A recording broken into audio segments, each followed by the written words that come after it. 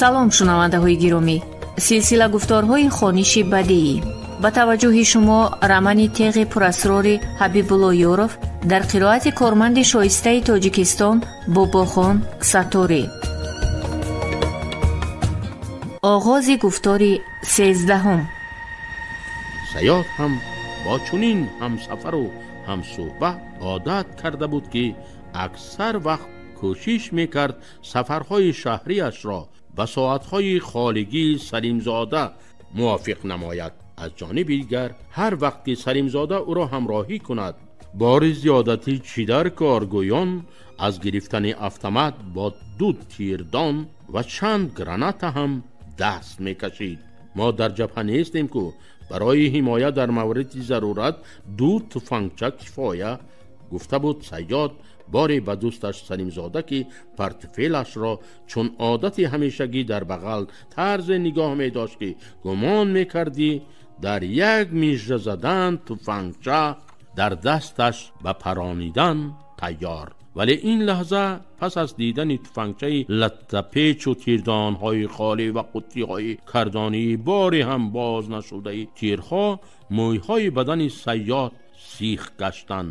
саёди лолу карак бо ҳайрат ба Салимзодаи дар рӯбарӯяш нишастан нигарист. Салимзода чун одат бо табассуми малеҳ орому бо тамкин менишаст. аз зери мӯйлабҳои ғафсу сиёҳмушкини зебояш, ки нав 1 тор ним тор сафедӣ пайдо карда буданд, зираи дандонҳои резаи чун садаф сафедашро гӯё ба намоиш гузошта бошад медурахшиданд. пас аз лаҳзаи хомӯшӣ Салимзода гап кушод. ман инро боре ҳам ба даст нагирифтам. ман умуман яроғро бад мебинам. баъди вазъият дар Кобул бад шудан, барои расмият дар қатори дигар мутахассисон ман ҳам гирифтам, барои таскини дили роҳбарон, албатта на барои худам. агар рӯбарӯи қотиле қарор мегирифтед, чӣ кор мекардед? он замон оромона савол дод саёд. ҳеҷ кор намекардам, танҳо бо адабона салом медодаму халос. охир вай шуморо мекушад ку? медонам ки мекушад, вале ман ба сӯи одам ба ҳеҷ ваҷҳ тир кушода наметавонам.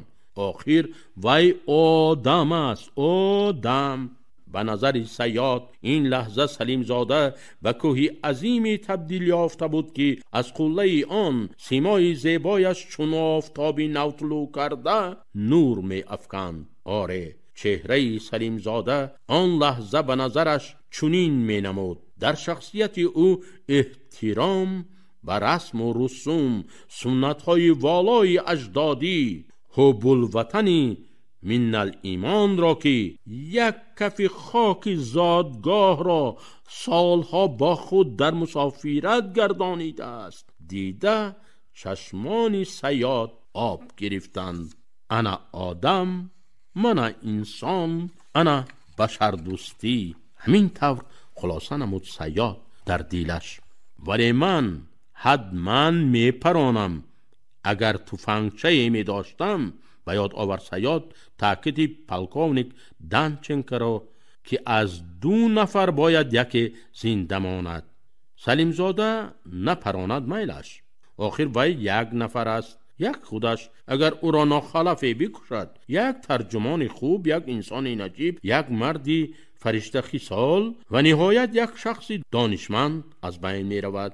ба ҷояш боз 1 нафари дигар мефиристанд, албатта мисли Салимзода не. вале ба ҳар ҳол ҳамон кори тарҷумонии дарсашро пеш бурдан мегирад.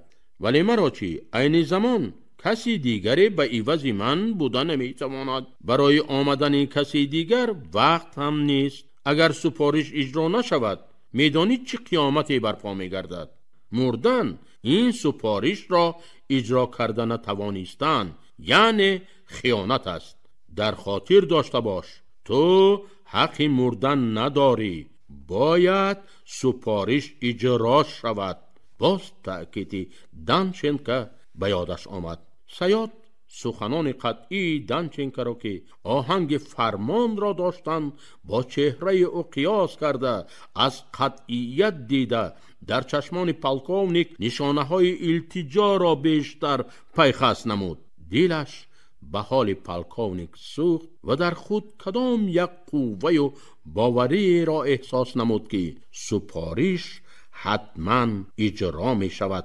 رفیق پالکونیک گفته برای خیر خوش دست دراز کرد. پالکونیک قوی هیکل دست صیاد ریزه‌جثه گزگوشت را سخت فشرد. موتور چرخبال به کار درآمد. درش گشاده شد و زین پایه‌ای کوتاهی که 5 پاغونه داشت از در گشاده چرخبال پست خمید. پالکونیک جسم خوردی لاغر صیاد را از آغوش خود رها کرده در پناه خدا گفت. این گپی دانچنکا به صیاد بسیار معقول شد و با تبسم تا بازدید گویان سوی چرخبال تاخت و برای وطن ما باید جانمان را دریغ نداریم. به یاد آورد گفته معلم اولینش اسمتی را. صیاد مهربانی غمخواری های استاد اولینش معلم صنف‌های ابتدایی مکتب دهه خرمنجا اسمتی را نسبت به شاگردان به یاد آورد. معلم کودکان نیم برهنه با یک جلک و ایزار تیک در چیله زمستان به مکتب آمده را در اطراف بخاری پیچکه لایساخ که تنها قسمت بالایش از چویان غفص 2 سراحه عبارت بود جمع می کرد. از دریچه پایانی آن از خاکستردان که پس از سوختن هیزم و تبک تکشین می شد با علاوکا خاکستر گرم را بیرون می کشید. روی فرش لاین صنف نزد بخاری پهن می کرد. کودکان پای های سرما خورده اشان را از پای افضال های تر برآورده 4-5 نفری به نوبت روی قری آمیخته با خاکستر می داشتند. نوبت تا به آخرین ها رسیدن پر خاموش شود هم پای های لوچشان را بالای خاکستر گرم گذاشته راحت می کردند.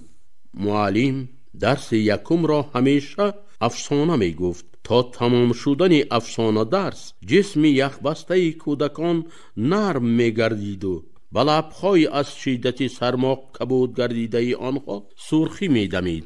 بعضی ها را گاه غنب می برد. در چنین مورد معلم اسمتی پهلوی کودک غنب رفته دیکک نشسته او را از کتفانش به بغل می گرفت. بچه خوابالود خود را راحت حس کرده سر به کتف معلم گذاشته نفسی آزاد می کشید. بچه ها هم به این عادت کرده بودند.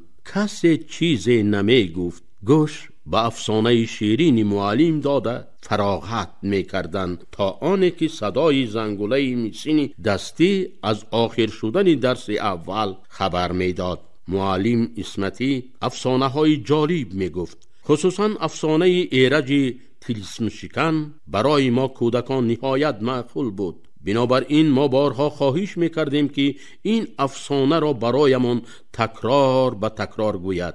معلم هم با مهربانی خواهش ما را اجرا می کرد. ولی مبادا یگان جای افسانه را تغییر دهد. ما همه برابر صدا بلند کرده و لقمه می دادیم که این طور نه، انا این طور است معلم جان.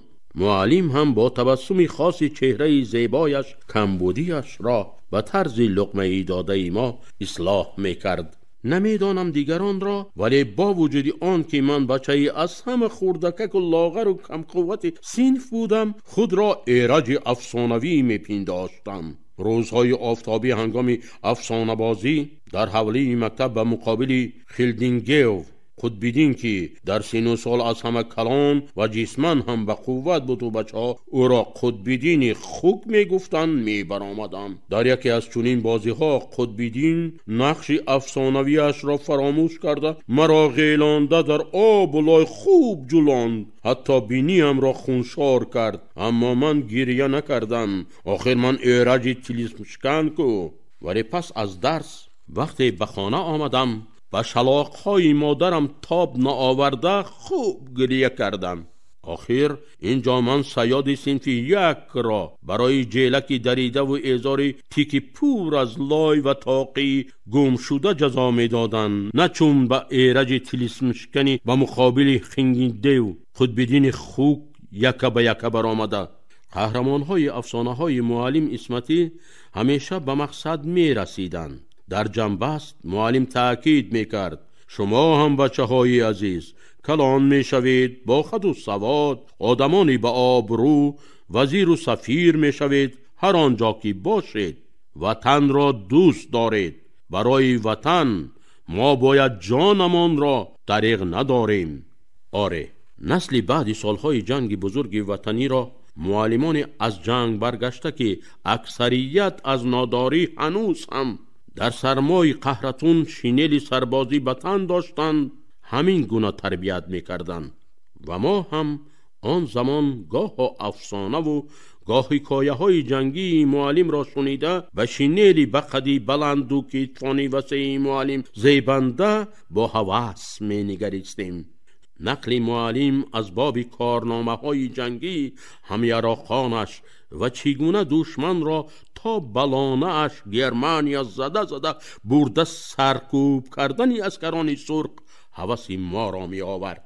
و معلم که شینل عسکری قامتی بلند و کتفای وسیعش را در حقیقت مثل ایرج تلیسمشکنی افسانوی شهامت می بخشید نگریسته، آرزو می کردیم که کی کلان شده مثل معلم اسمتی به عسکری رفته و شینل پوش می شده باشیم که دشمنان را خوب سرکوب کنیم. همچنین ستارچه سرخ 5 گوشه آهنینی در پیشانه تلپک معلم نصب شده برایمان بسیار عجایب و زیبا می نمود. هرگاه معلم تلپکش را از سر گرفته روی میز خورد ساختی صنف گذاشته مویهای سیاهی یلخاسیش را ستالینوار به قفا شانه می کرد، ما بچه ها نزد میز معلم جمع شده با نوبت به آن ستارچه سرخ دست رسانده آن را لمس می کردیم و لذت می بردیم. ستاره کاروان کوش. مسافر دشت بار دیگر به ساعت روشنایی دهنده‌اش نگریست. ساعت 3 تا دمیدن صبح صادق باز 1 ساعت وقت است، ولی این لحظه احساس نمود که دشت اندک روشن شد. این صبح کاذب است. 10-15 دقیقه اطراف نور میگیرد و بعد از اولش تیره تر میگردد و بعدی تقریبا نیم ساعتش صبح صادق میدمد. پیش از دمیدن صبح صادق تغییر لباس کردن لازم. از دلگذران صیاد و به آسمان پرستاره نگریست. میدانی برای چی آن را ستاره کاروان کوش میگویند؟ موی سفیدی صمد جای خواب صیاد را به ترتیب آورده ایستاده سوال داد به پسرش که با شوق نقل پدر را گوش میکرد و منتظر جواب پسرش نشوده قصه را آغاز کرد. در زمانهای قدیم ماشین و پایزد و سمالیات نبود. آدمان از یک جا به جای دیگر با خر و اسب می رفتند. در سفرهای دور بار و کالاهایشان را به واسطه اشتر می بردند. مخصوصاً برزگاوها مال و متاع خریدهشان را برای فروختن و فایده زیاد گرفتن از یک مملکت به مملکت دیگر به واسطه کاروان، یعنی به واسطه اشترهای بسیار با قوت می بردن که قطار اشترها را کاروان و آدمانشان را کاروانکی می گفتند. این آدمان 1 نفر کلان داشتند که او را کاروان باشی یعنی سردار کاروان نام می بردند. کاروان باشی ها آدمانی سالار و تجربه دار انتخاب می شدند که راههای بیخوف و کوه و بیابانها را خوب دانند، بلد باشند، جایهای هجومی راهزنها را خوب دانند و تا فرامدن تاریکی از آن جایها گذرند یا بعد از دمیدن صبح و کفیدن چشم روز از آن منطقه خوفناک عبور کنند. راهی منزلی سفرشان را در بیابانها شبانه به واسطه سمت حرکت ستاره ها و روزانه از روی گردش آفتاب معین کرده توانند تا که به بیراه رفته در بیابانهای ناپیدا کنار ریگزار بیدال و درخت سوزان هلاک نشوند. بار یک کاروان کلان با زیاده از 100 شتربار از چین و ماچین و ملک عرب متاع و مال و کالای چینی می برده است. در موضعی به خوف شبگذرانی کرده صبحیدم و راه برآمدن می خواهند. کاروانکی های کوفتی راه دیده را غنب می برد.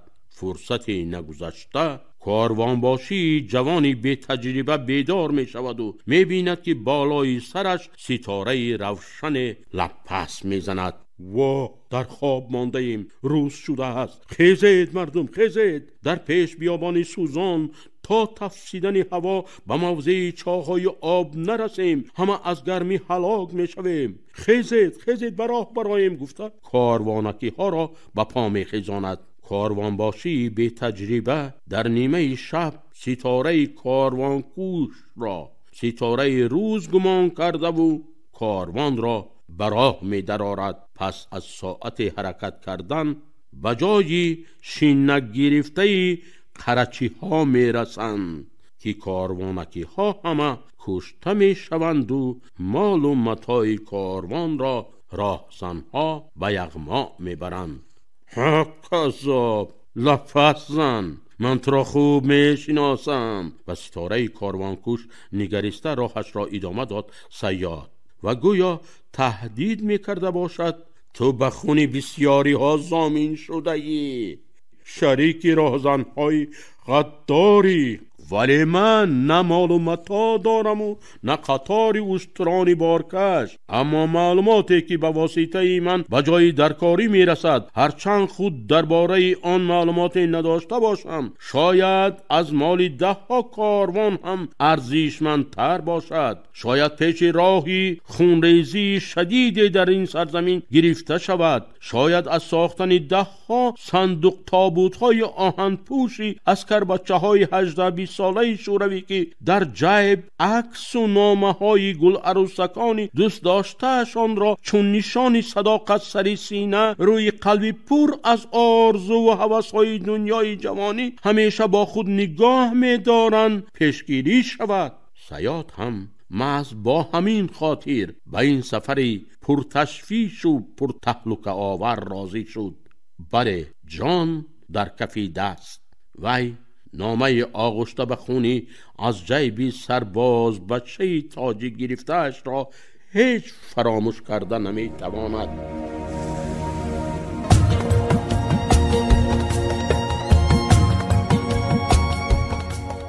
شنونده های عزیز، شما رمانی تیغ پراسروری حبیبالله یورف رو در قرائت کارمند شایسته تاجیکستان باباخان ستاری شنیدید. محرر سعیدزاده آبیجان، کارگردان انوشه خوجامова. این گفتار سال 2024 ثبت شده است. انجام گفتاری 13